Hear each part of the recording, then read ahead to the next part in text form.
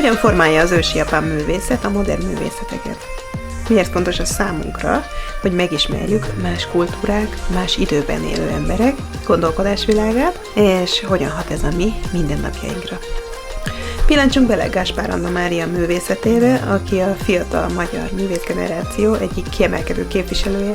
Munkáiban gyönyörűen ötvözi a kortárs nők ábrázolásait japán gazdag történelmi múltjával. Ma a számos díjat nyert művésznővel történő beszélgetésben a következő témákra próbálunk fényderíteni.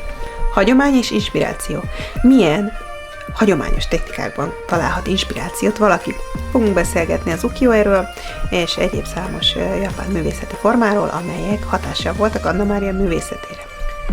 Filozófiai hatások. Milyen ázsiai, japán filozófiai hatások jelenhetnek meg a modern, európai, magyar művészetben? Esztétikai hatások. Különböző nem csak művészeti elemeket, hanem akár modern japán társadalmi jelenségeket is beleszülhet egy művész a munkájába. Nézzük meg, hogy hogyan például különböző tetoválás és az ezekhez tartozó társadalmi elfogadottságon keresztül.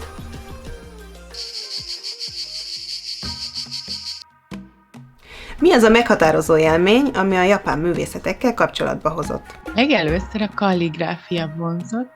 Egy japán nyelvet és művészettörténetet is tanultam az ELTE-n.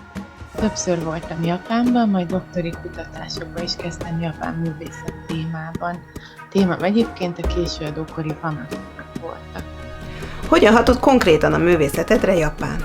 Formai szempontból sok dolog átszűrődött a fametszetek és a japán festészet világából általánosságban, például az aszimmetria, nagy terek, levegős hátterek, lebegő elrendezés, síkszerűség, körvonalak használata és rajzosság. Az ukiyo-e, azaz lebegővilág képei fametszetes technikával készült képek, amelyek a 17. században alakultak ki a mai Tokióban, Edóban. Olyan vibráló képek ezek, amelyek többek között a színésznyomatokról vagy a gyönyörű nőket ábrázoló képekről lehetnek ismerősek a magyar közönségnek. Ezek a nyomatok aszimmetriájukról ismertek, dinamikus és magával ragadó képeket alkotnak, amelyek spontánnak és életteltelinek tűnnek.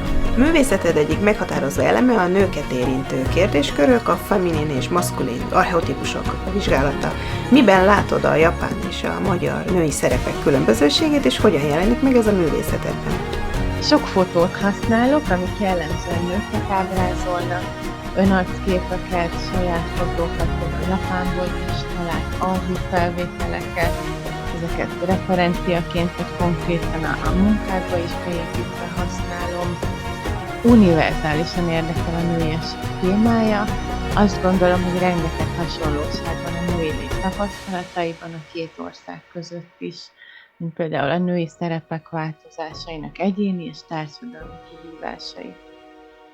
Sokszínű munkásságod nem csak a japán művészetekből merít, hanem a nyugati művészetekre is reflektál, egyedülálló párbeszédet teremtve.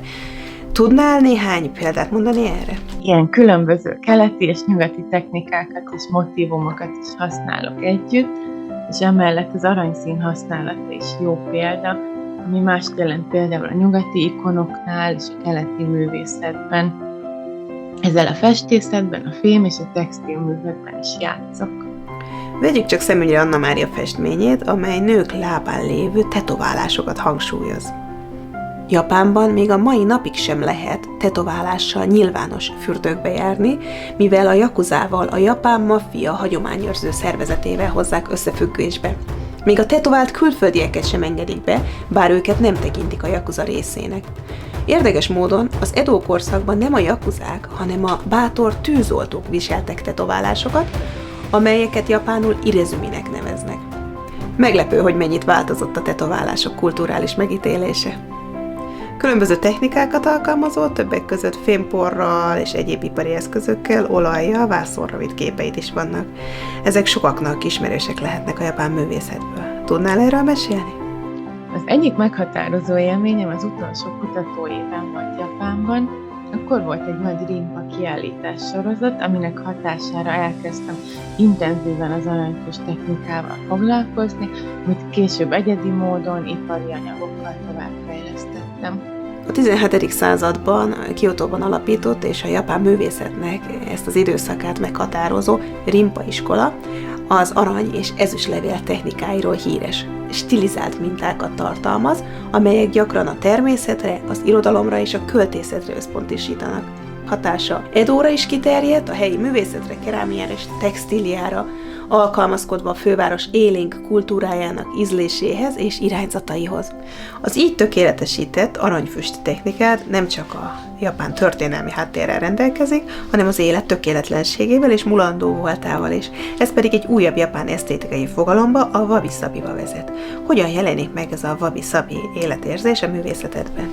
Sokat segít a munkában ez a szemlélet. Nincsen tökéletes, nincsen befejezett, minden változik, és ebben jó meglátni a szépséget. Konkrétan is megjelenik a véletlenszerűség, például a jellemző véletlen gesztusokból kialakított háttér, ezt akár folyatásokkal, ecsetmozdulatokkal érem el. A wabi-sabi egy olyan japán esztétikai fogalom, amely az elmúlásban, az öregedésben, a tökéletlenségben látja meg a szépséget. Arra tanít minket, hogy értékeljük az olyan dolgokat, mint például egy repett csésze vagy egy régi asztal, mert ezek a valódi életet mutatják. Ez a koncepció nagyon fontos a japán művészetekben, például a fazekasságban, ahol a művészek szándékosan nem tökéletesen formázott tárgyakat készítenek. Legújabb műveiden talán nem is annyira a rinpa hatás, mint a zen életszemlélet jelentkezik. Tudnál erről mesélni? Egyre fontosabb ez az életemben, és ez a művészetben is megjelenik. A zen művészet felfogás szerint a művészet is, mint minden egy eszköz, hogy a tudattal lehessen foglalkozni. A japán mesterekhez hasonlóan a lényeg a cselekedet, és nem annak a gyümölcse. A formai szempontból egyre jobban vonz a monokróm, a kevés szín használata, mint a zenfestészetben. A zen buddhizmus a buddhizmus egyik ága, amely Kínából indult, és a 12. században érkezett Japánba. A meditációra, az igazi természetünk megértésére és arra összpontosít, hogy ezt a megértést a mindennapi életben mások megsegítésére használjuk. A korabeli Edóban ez a fajta művészet például megmutatkozott a szümie festményekben, ahol a művészek egyszerű fekete tintavonásokkal ragadják meg a téma lényegét, vagy például a kövekből és kavicsokból kialakított zen kertek is népszerűvé váltak. Ezeket úgy tervezték, hogy békés helyek legyenek, amelyek segítik az embereket a gondolkodásban és az elmélyedésben. A közelmúltban készült nagyméretű textil installációid olyan szokatlan anyagok használatáról híres, mint a műszörme és a hímzés, amelyek még jobban kiemelik a nőiség mi voltát. Ezekben is jelentkezik a keleti hatás?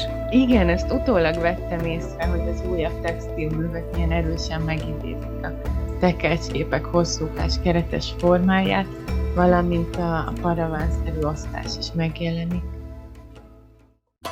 Miért ajánlanád egy másik kultúra, egy másik kor képviselőinek, nekünk, magyaroknak, európaiaknak, hogy legyünk nyitottak és merítsünk egy régi kor és egy távoli kultúra művészetéből? Nyitottságot eleve az egyik legfontosabb dolognak tartom, és a saját életemből is látom, hogy mennyi mindent tanultam, nem csak szakmai, hanem életfelfogás szempontjából is azzal, hogy megismertem egy ilyen távoli ország történelmi kultúráját. A régmúlt és egy távoli kultúra művészete még ma is sokat taníthat nekünk, ahogyan ezt megismerhettük Gáspár Anna Mária kortárs magyar művészetén keresztül.